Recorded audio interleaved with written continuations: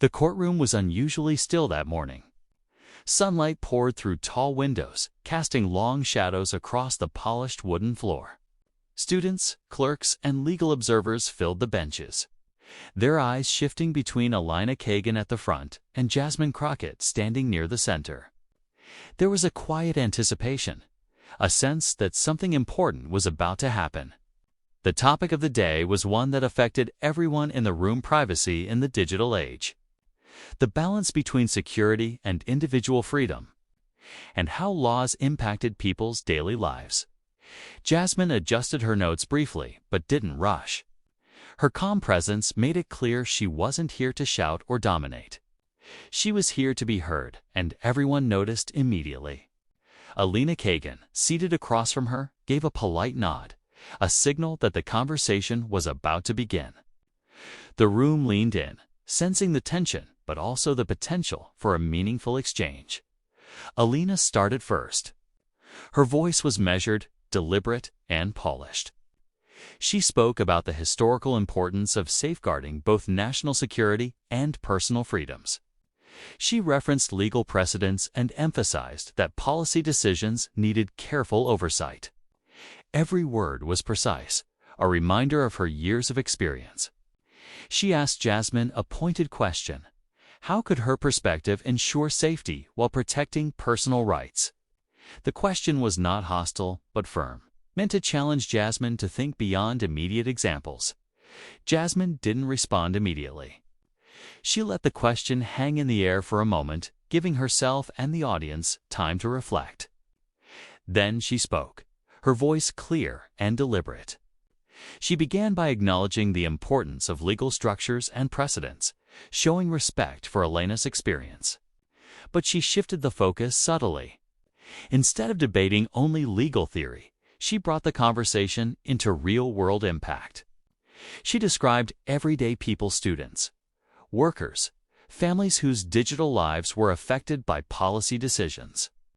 Her examples were tangible: employees whose work emails were monitored, students whose online learning platforms tracked activity, families whose personal data could be exposed through minor privacy. OVERSIGHTS. Her approach was different from what many expected. She wasn't dismissive of law or procedure. She was connecting law to lived experience. The audience noticed the change immediately. Observers leaned forward slightly.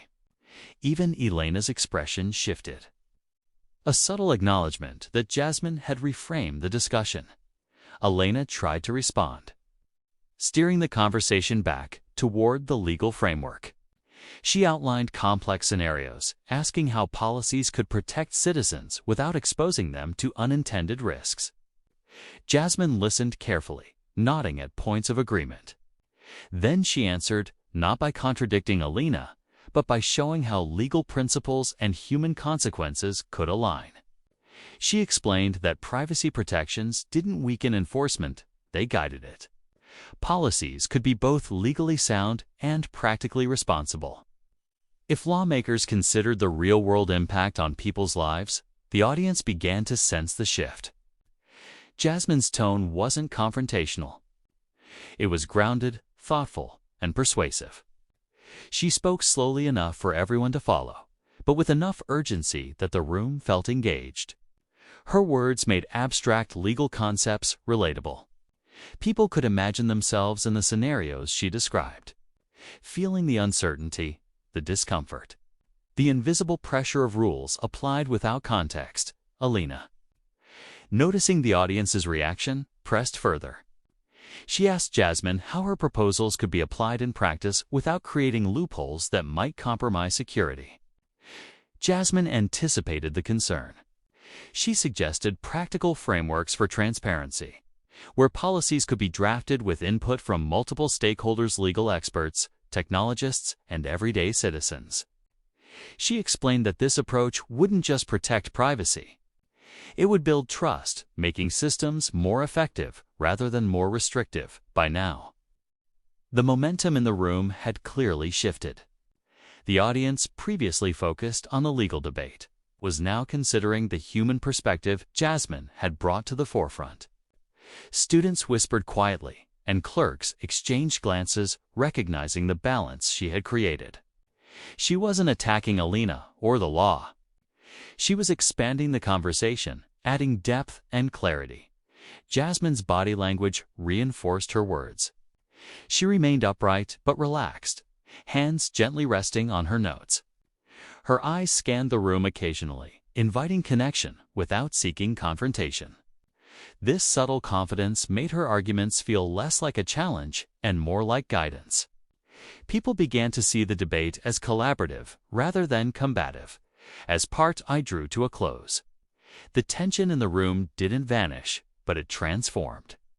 The energy that had been quietly competitive became engaged and curious.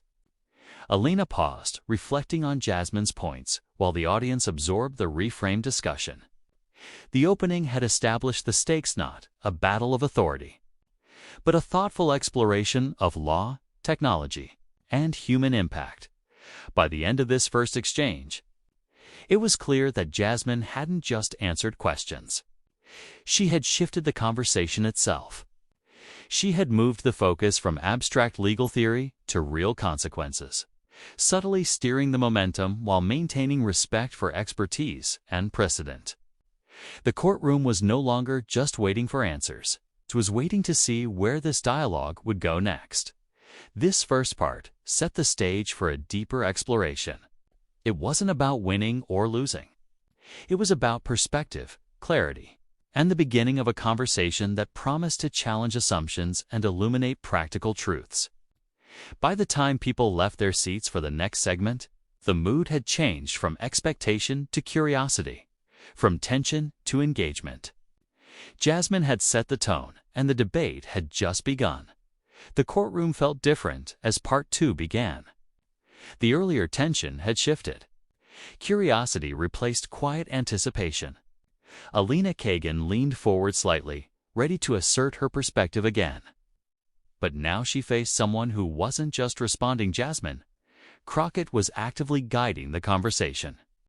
The subtle momentum Jasmine had built in part 1 carried into this segment. And it was evident that this discussion would dig deeper than typical courtroom debates. Elena spoke first, outlining complex hypothetical scenarios. She described situations where citizens' data could be misused, where privacy policies might inadvertently expose vulnerabilities, and where the law needed to act before harm occurred. She emphasized that legal safeguards existed for a reason, and warned that prioritizing immediate human experience over systemic caution could create unintended consequences. Her delivery was precise, confident, and layered with historical context. She didn't dismiss Jasmine's approach. Instead, she attempted to show its limitations. Jasmine listened carefully, her calm demeanor steadying the room. She acknowledged the potential risks, but didn't let the argument remain abstract. Instead, she wove real-world examples into her response. She spoke about employees monitored in ways that made them uncomfortable, students whose online learning platforms tracked them without clear consent, and families unaware of how their data could be accessed through simple digital platforms. These weren't dramatic anecdotes. They were relatable, everyday situations. By grounding the discussion in tangible consequences, she made the complex stakes of digital policy understandable for everyone present. The room began to shift.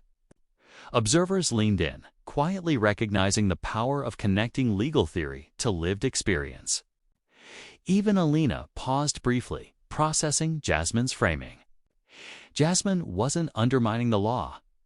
She was reframing the debate in terms people could feel, not just analyze. She spoke with calm authority, emphasizing that thoughtful design and collaboration could protect both privacy and security. Her language was simple but persuasive. Policies didn't need to sacrifice human experience for legal compliance. They could integrate both. Elena tried to regain momentum by asking Jasmine how her proposed frameworks would function at scale. She highlighted potential pitfalls, including the risk of loopholes and the challenge of balancing oversight with personal freedom. Jasmine responded without hesitation. She proposed multi-level oversight structures, combining legal expertise with input from everyday citizens and technical specialists. She emphasized transparency as a core principle, arguing that clear communication would prevent misinterpretation and abuse. By giving concrete steps rather than abstract ideals, she transformed a potential point of tension into a pathway for cooperation. As the discussion continued, the audience became more engaged. People who had been quiet observers were now nodding, taking notes, and whispering softly among themselves. The energy in the room wasn't confrontational, it was participatory. Students who rarely spoke found themselves imagining how these frameworks could affect their lives. Clerks and legal assistants considered the practicality of Jasmine's proposals. Even Elena's tone softened slightly. Her questions became more exploratory, reflecting genuine curiosity rather than challenge. Jasmine then shifted focus subtly, bringing attention to systemic transparency. She explained that when institutions openly shared intentions, methodologies, and limitations, people felt respected and trusted. She highlighted that secrecy and one-sided decision-making, even when well-intentioned, often bred confusion and resistance. She wasn't criticizing Elena personally. She was highlighting a universal principle. Her argument was compelling because it addressed both human experience and institutional effectiveness. Elena acknowledged the point, noting that transparency could indeed foster cooperation. But she raised concerns about confidentiality, operational security, and unintended exposure of sensitive information. Jasmine agreed, emphasizing balance. She argued that security and privacy weren't opposites, they were complementary goals. Policies could protect citizens while keeping critical operations confidential, if they were designed thoughtfully and collaboratively. Her solution wasn't simplistic. It addressed both legal and human considerations simultaneously. By this point, the momentum had clearly shifted. The courtroom atmosphere had changed from tension to engaged curiosity. The audience wasn't watching a duel of authority anymore. They were witnessing a nuanced dialogue where ideas evolved in real time. Jasmine's voice remained calm, her logic steady, but the impact of her examples and framing was tangible. She demonstrated that leadership in dialogue wasn't about overpowering authority. It was about guiding perspective with clarity, empathy, and evidence. This segment concluded with Jasmine summarizing her main points.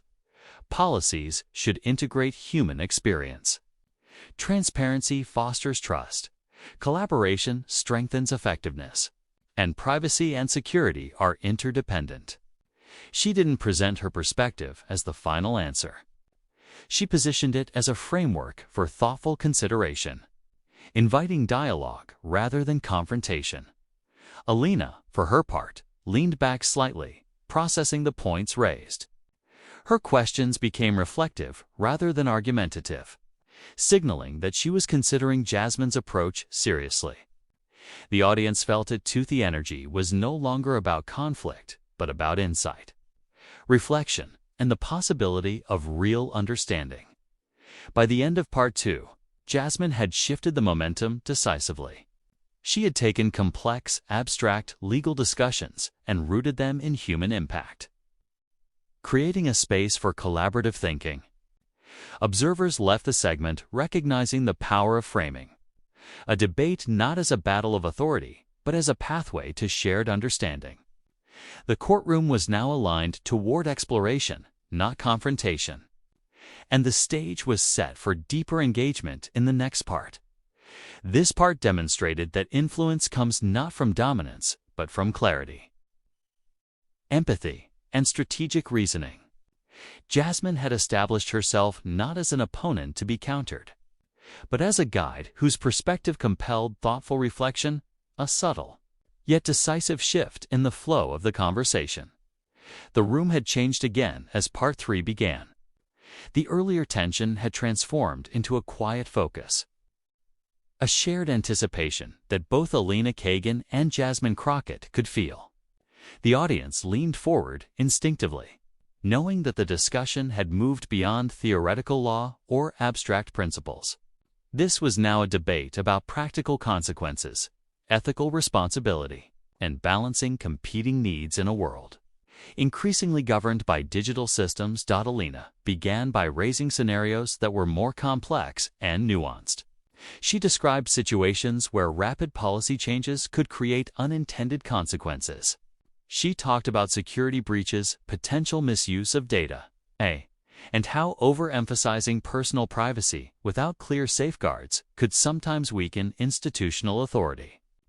Her delivery was calm but firm, a reminder of her years of experience and her deep understanding of systemic challenges. She asked Jasmine how her approach would avoid these pitfalls while still protecting individuals. A question designed to test the real-world viability of her proposals. Jasmine listened attentively, nodding slightly. She didn't interrupt or react emotionally.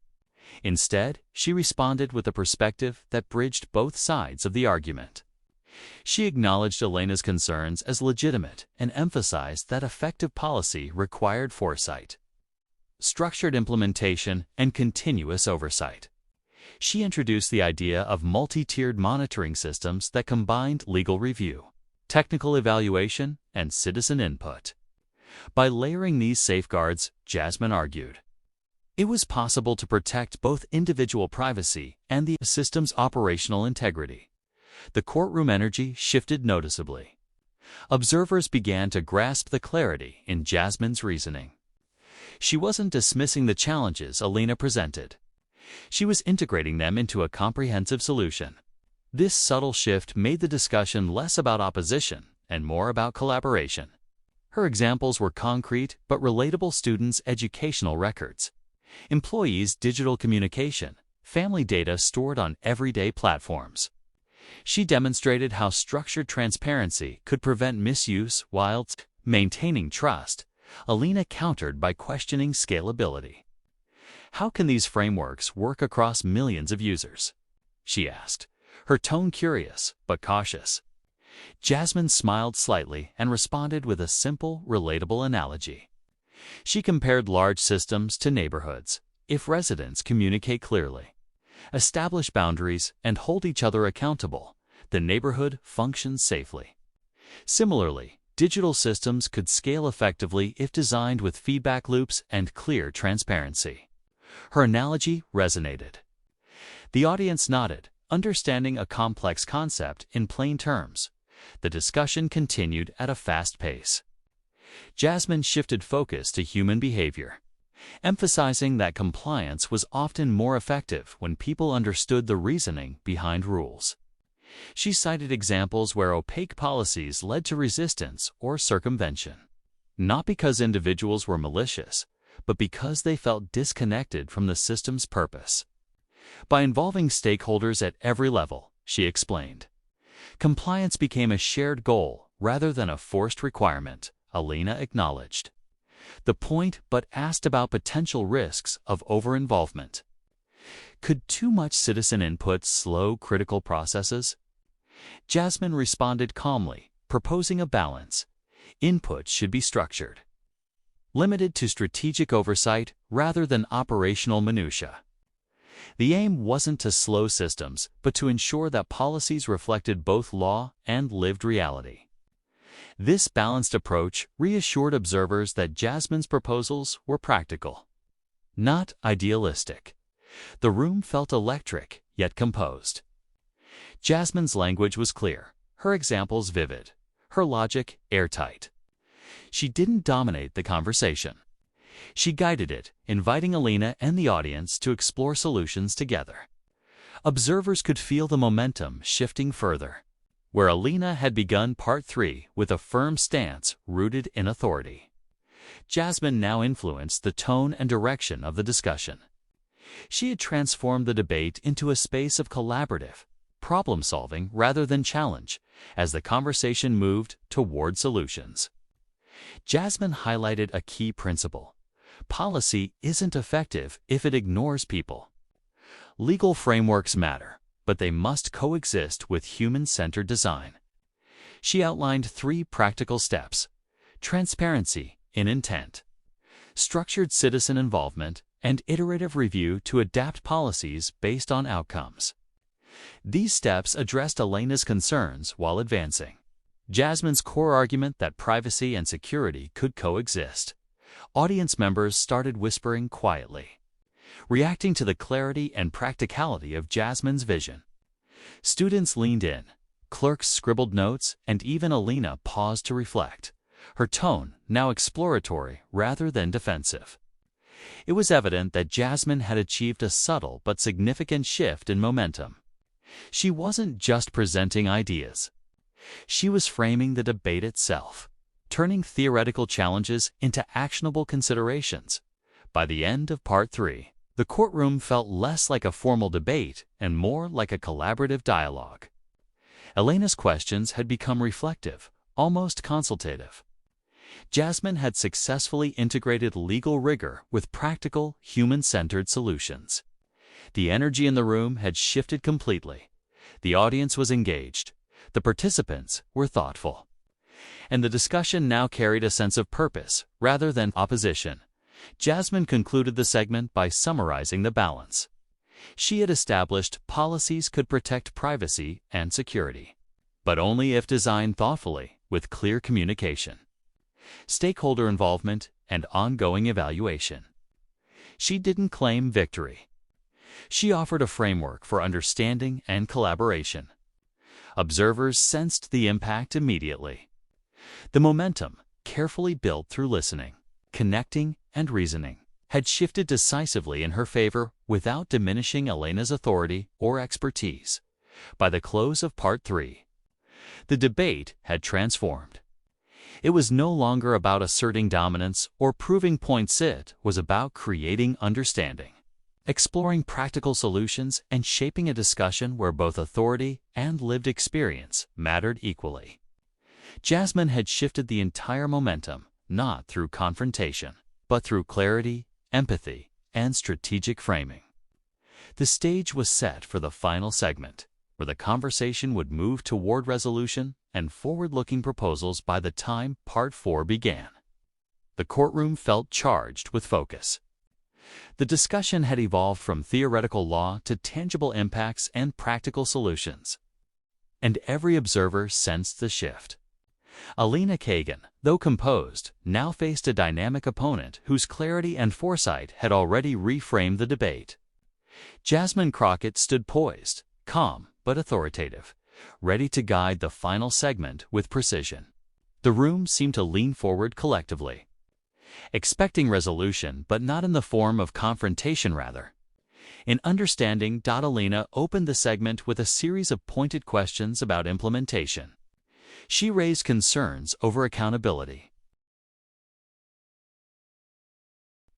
asking how Jasmine's framework could be consistently applied across large, complex systems. She spoke of systemic pressures, the difficulty of enforcing compliance uniformly, and the risk of loopholes being exploited. Every point was a reminder of the inherent tension between theory and practice. Yet, Jasmine didn't flinch. She acknowledged the legitimacy of these concerns, demonstrating that her perspective wasn't naive, but grounded in reality. Instead of countering with abstract logic, Jasmine shifted the focus to design thinking. She described how iterative processes, guided by both legal oversight and real-world feedback, could prevent errors while maintaining flexibility. She spoke of policy as a living structure, one that evolves as situations and technologies change. This approach allowed for both safeguards and adaptability, a balance that reassured the room and subtly softened Elena's challenges. Jasmine then addressed the human factor. She emphasized that law and policy only function effectively when people understand and trust them. Citizens, employees, and students were more likely to comply with rules that made sense in their daily lives. She illustrated this with clear, relatable examples. A school implementing a digital monitoring system could maintain privacy while keeping students safe. Workplaces could protect sensitive information without creating oppressive oversight. Each example bridged complex legal principles and everyday experience, showing that solutions could be both practical and principled. The courtroom energy shifted perceptibly. Observers began to whisper, nod, and exchange glances, realizing that Jasmine's approach had transformed abstract discussion into applicable strategy. Elena, recognizing the momentum, adjusted her tone from questioning to reflective. She asked about challenges in maintaining consistency and fairness, signaling that she was engaging seriously with Jasmine's ideas rather than attempting to dominate the conversation. Jasmine answered thoughtfully, proposing multi-level review systems, clear communication channels, and ongoing evaluation metrics. She explained that transparency and accountability need not slow processes. They could enhance credibility and effectiveness as the dialogue progressed. Jasmine summarized her guiding principles without sounding preachy or confrontational. She emphasized transparency, collaboration, and iterative review. She reminded the room that privacy and security are not mutually exclusive. They reinforce each other when designed thoughtfully. She highlighted that policies grounded in empathy, practical oversight, and continuous adaptation are more effective than rigid one-size-fits-all solutions. Her words carried authority, but they were rooted in clarity and reason rather than confrontation. Elena's responses had become less assertive and more exploratory. She raised thoughtful hypotheticals, asking how Jasmine's recommendations could be scaled for national systems or complex institutions. Jasmine provided structured responses using analogies and concise examples. She compared large organizations to communities, where communication, trust, and feedback loops create functional systems. Her examples were simple, memorable, and persuasive, allowing observers to visualize abstract concepts in real terms. The audience felt the full effect of Jasmine's strategy. Her calm but confident delivery, combined with practical examples and clear reasoning, had fully shifted the momentum. What began as a formal debate now felt like a collaborative exploration. Students, clerks, and observers were engaged not merely as spectators, but as participants in understanding the balance between law, human impact, and technology. The room was attentive, reflective, and quietly energized by the clarity of thought Jasmine had introduced. As the discussion neared its conclusion, Jasmine framed a forward-looking perspective. She suggested concrete next steps, continued stakeholder engagement, structured transparency in policymaking, and flexible iterative oversight mechanisms. Her final points didn't diminish legal principles. They reinforced them, showing that thoughtful implementation could satisfy both security requirements and human needs. This approach invited cooperation rather than conflict, leaving both sides with a sense of progress rather than victory. Elena, recognizing the shift, acknowledged the value of Jasmine's approach. Though her expertise remained clear and her authority intact, she leaned back, nodding thoughtfully. She had been challenged, but not undermined. She had been guided, but not dismissed. The audience sensed that the conversation had moved from opposition to exploration, from challenge to shared understanding. Jasmine had managed to influence not by overpowering, but by clarifying, connecting, and framing. By the close of Part 4, the courtroom's energy had transformed completely. The debate ended not with tension or unresolved conflict, but with clarity, reflection, and an appreciation for nuanced thinking. Jasmine Crockett had shifted the momentum decisively, demonstrating that persuasion is most effective when rooted in reason, empathy, and actionable insight.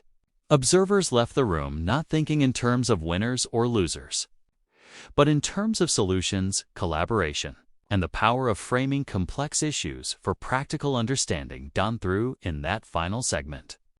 Jasmine proved that leadership in discussion doesn't require confrontation. It requires strategy, empathy, and the ability to translate abstract challenges into relatable, implementable solutions. The courtroom, once a space of measured tension, had become a model for thoughtful dialogue. Every participant, from seasoned experts to students observing for the first time, understood the lesson. Clear. Human-centered reasoning can shift perspectives, redirect momentum, and foster collaboration in even the most complex debates.